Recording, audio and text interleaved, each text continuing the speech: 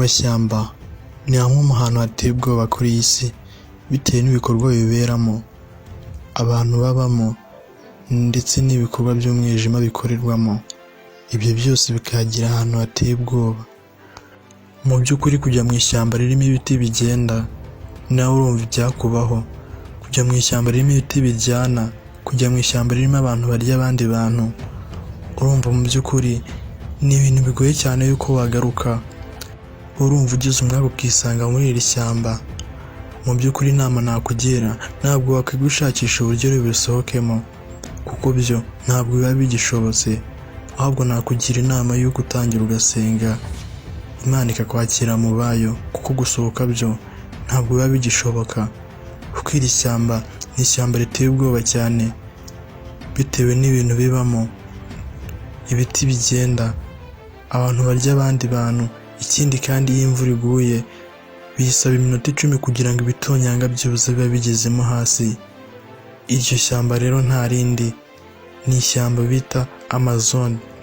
Iri rikaba ari ishyamba riteye ubwoba cyane, ndetse abashakashatsi benshi barayobeye ibintu bibamo, ndetse ni ibintu byinshi byabyo ni ibintu bidasobanutse neza. Nawe urumva kumva ibiti birya abantu barya abandi, ndetse n'ibindi bintu by'umwijima bibamo bidasobanutse, ni ibintu biyobera abantu benshi ndetse bikanabashyira no mu rujijo. Njye ndi Narcisse Official, ikaze muri iri shyamba ry'umwijima.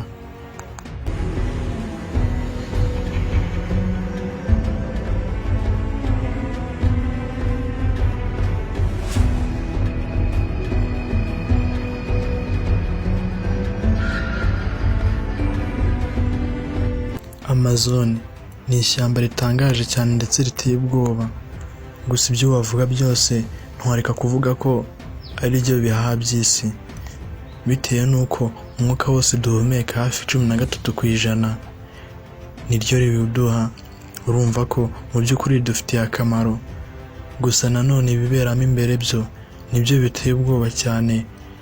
Ibyiza byayo wabibonera inyuma, ariko wibeshye ukinjiramo, mu by'ukuri wabona ibindi bitangaje, wabona ibyo utakekaga kubona.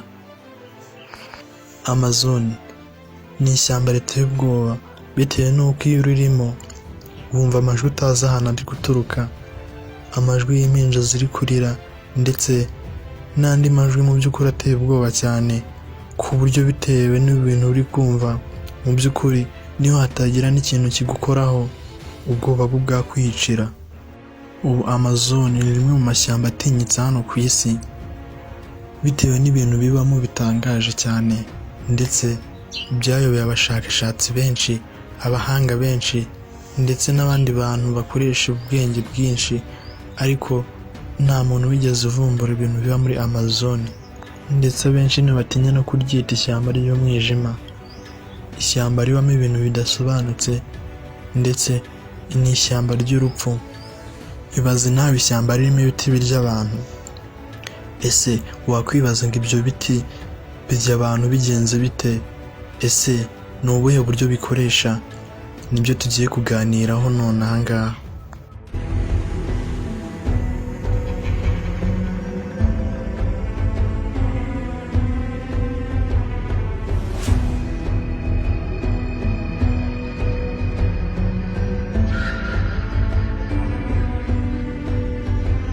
Kumenya ko hari ibiti bijyana biri muri Amazon ni ibintu byafashe imyaka myinshi cyane, ndetse kugira ngo abashakashatsi bajye kubivumbura byasabye ubwenge bwinshi cyane ndetse n'ubwitonzi, bitewe n'uko wowe ugiye gukora ubwo bushakashatsi wakwisanga ari wowe igiti cyahereyeho.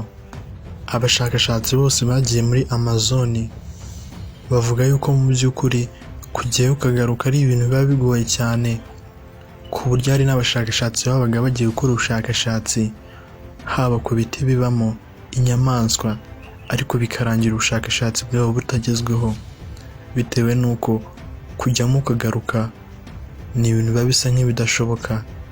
Mbese gupfiramo nibyo biba bifite amahirwe menshi cyane kurusha ibindi byose. Mbega kujyamo ni ukujyamo wiyemeje urupfu, bitewe n'uko kugaruka byo biba bisa nk'ibidashoboka bitewe n'ibintu bibamo byinshi cyane biteye ubwoba ndetse bitanasobanutse. Abashakashatsi babashije kuvumbura uburyo ibiti birya abantu bikoresha ndetse na step binyuramo mu by'ukuri ni bakeya cyane, ariko bimwe bavumbuye nibyo tugiye kubasha kubabwira hano.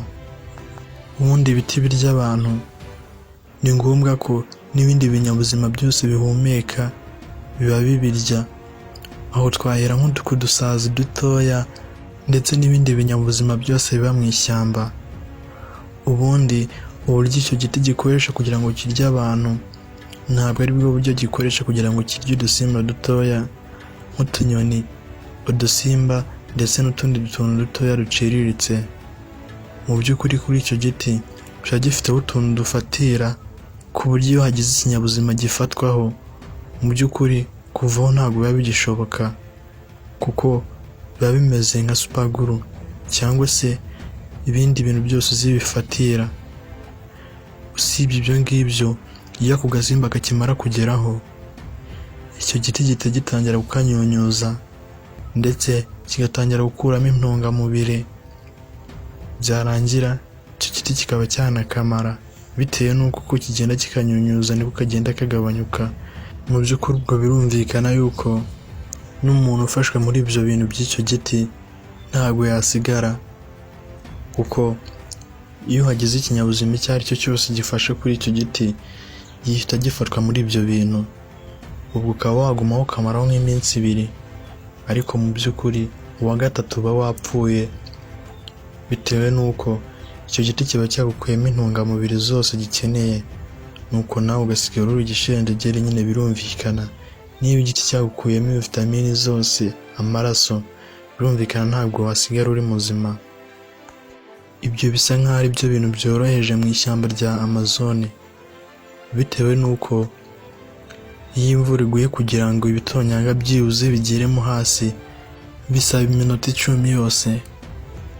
Gusa nanone ibyo ntiwabigereranya n'ibiremwa biba muri Amazone bidasobanutse, imyuka mibi ndetse n'ibindi bintu byinshi. Ubundi iyo uri muri iri shyamba wumva mu by'ukuri amajwi utazana ari guturuka, abantu bari gusakuza batabaza ndetse n'impinja ziri kurira. Mu by'ukuri ni ibintu biteye ubwoba cyane, ndetse ushobora no kuba uri ku nkengero z'iryo shyamba ukabyumva.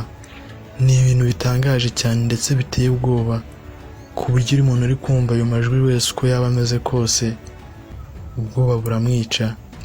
Abenshi abayumva ni abantu baba batuye ku nkengero za Amazone, ariko mu by'ukuri biteye ubwoba cyane. Iri shyamba ririmo inzoka zifite ubumara bwinshi cyane, bitewe n'uko iramutse ikurumye nta nubwo byasaba ngo bakugombore, kuko iminota iyo ibaye myinshi 10 yonyine ubundi ugahita upfa, kuko iba ifite ubumara bwinshi cyane butakwihanganirwa n'umubiri, ndetse n'iyo yagucira byonyine ihita hasiga ubuzima.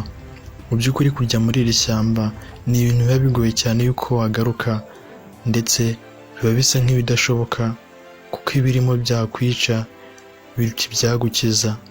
Inzoka zo zonyine ziri muri iri shyamba ziba ziteye ubwoba cyane, gusa ariko nanone ibiba bizirimo byo biba bikanganye cyane, bitewe n'uko ziba zifite ubumara burenze, ndetse umuntu wese zirumye ntabwo umubiri we ushobora kwihanganira ubwo bumara, ahita apfa ako kanya.